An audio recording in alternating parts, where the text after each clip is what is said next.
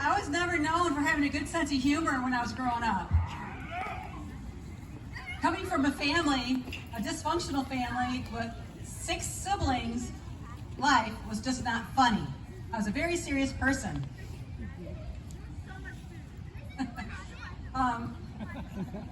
After having many years of therapy and the help of my good Lord and Savior Jesus Christ, I'm over that now. I've been married 36 years and I have 2 adult grown children. At least they keep telling me they're adults. I'm an adult, Mom. Hi, Mom. Again. Yes, they keep reminding me because I often forget. All right. How many of y'all have teenagers out there? Teenagers? Yeah. Teenagers, aren't they great? Yeah. They're always pushing against the boundaries. Yeah, have you ever heard yourself say, if I told you once, I told you 1,000 times? My question is, why? Why do you feel a need to tell them 1,000 times unless you enjoy hearing your own voice? Well, I guess your children, your teenagers enjoy hearing your voice as well, or they would take some kind of action. Well, my suggestion is you give them a consequence, a very serious consequence, one that they'll never forget. Go ahead, I know you want to do it, you do. I remember my kids when they were little, before they started elementary school. They would eat everything I put on their plate. Brussels sprouts, yay! Asparagus, more please. And then I made the mistake of buying them hot lunch at school. And they saw all their classmates throwing food away. So I said, hey, I think I can do that too. So I came home and I give them Brussels sprouts. No way! Asparagus? I don't think so. So I wasn't the type of parent to make my kids sit at the table until they ate everything on their plate. It's like, you eat all those Brussels sprouts or you're not leaving. No, I was one of those parents. I was one that gave my children options. They had choices. They could either eat their Brussels sprouts and get their dessert, or they could not eat their Brussels sprouts and get no dessert. It's their choice. But those choices always came with complaints. So one day my daughter says, okay, Mommy, it's okay. I don't want dessert. Huh? Oh, that's really nice. I have no complaints either. Okay, well, I guess she's really getting the hang of this. I'm so proud of her for making a decision and taking the consequences. Well, then this happened a couple more times that week. And then I noticed large quantities of cookies missing in the pantry. It's like, okay, honey, let me help you clean your room. No, Mommy, I can do it myself, thank you. Well, I did find some cookies and crumbs and candy traces in her bedroom. So parents, let that be a note to you that if someday your children decide when they're growing up that they no longer need your help cleaning their room, it just might be because they're hiding something. Cookies! My daughter was such a cookie fiend, I actually had to hide them in the house. So one day I did such a great job of hiding my cookies, I stuck them in a file box and I found them 5 years later, after she graduated from high school. Actually, it was 5 years after she graduated from high school. 13 years. No, I don't think it was that. No heckling from the peanut gallery.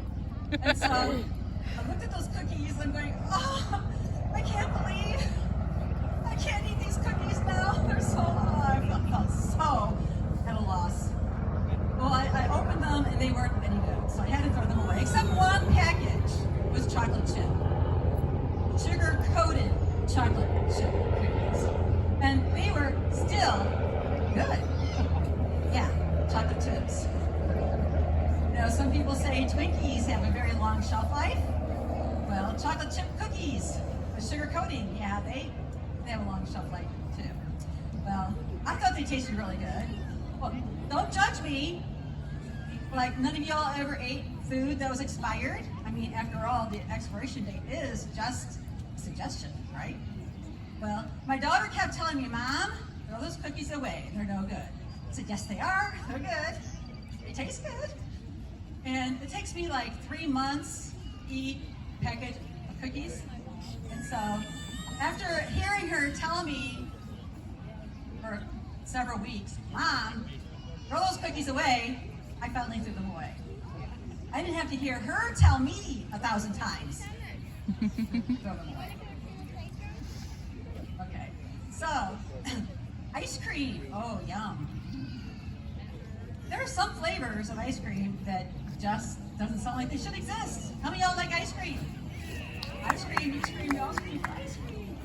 Well, there's some flavors like Dreamsicle. Okay, so you're gonna take some orange juice and some milk and mix it together, and you're gonna call it a Dreamsicle?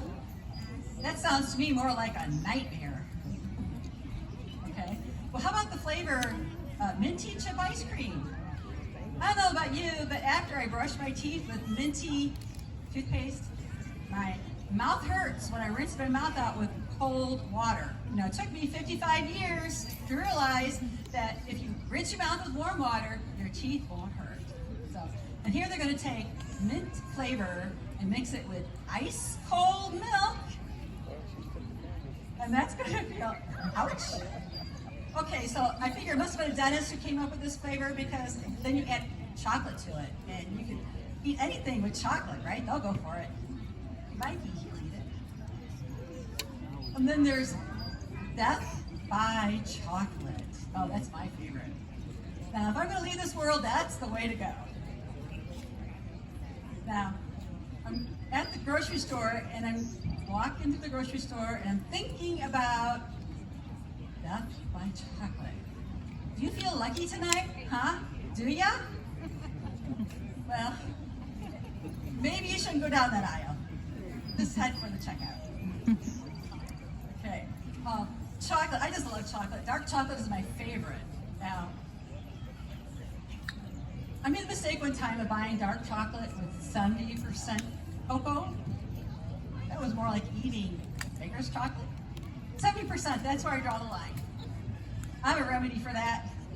It's called the lick it and stick it method. Just take a little sugar, lick the chocolate, stick it in the sugar, and you eat it.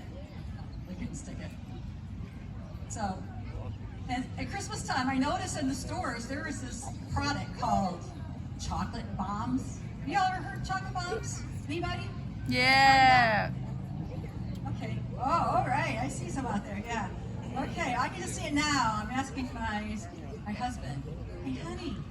Hey, can you stop and give me some chocolate bombs on the way home from work today?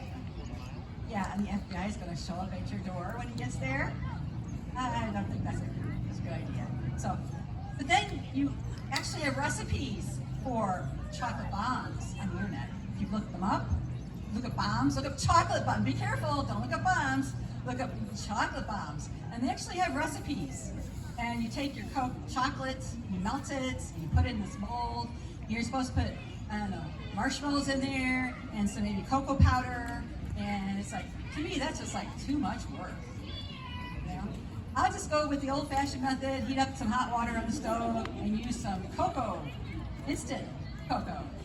And then I take my 70% cocoa, dark chocolate, and stick it in my cup.